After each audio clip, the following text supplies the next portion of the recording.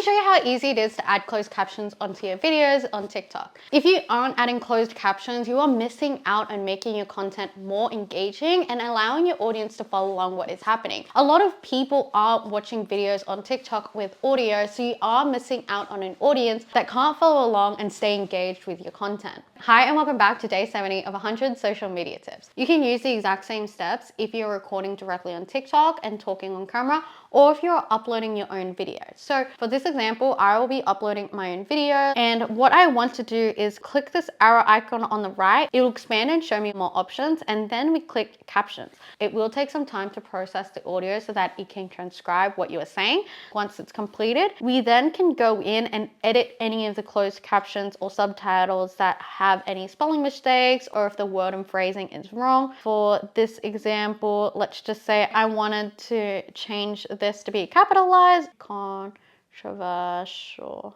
content, and then click save. And that's it. For the most part, it is highly accurate, so it will recognize what you are saying and transcribe it correctly. But if you did need to make any changes, again, you can just edit accordingly with just this pencil icon here and go into each of these phrases and adjust it that way. If you want to change the style of the caption, click this A button here.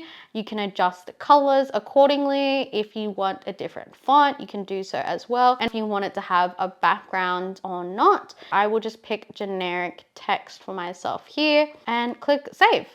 Now we can just move this up to the bottom right here. You don't want it anywhere down in this section because it won't be able to be seen. Your username and caption will be covering up your closed captions and subtitles. And if you put it on this side here, it will be cut off or be hidden behind the TikTok user interface. You can put your captions up top here. However, for the most part, it's easier in the eyes and it is much easier to follow along when the text is just below your head while you're talking. That's it. Like always, keep creating, keep experimenting, and I'll catch you in the next video.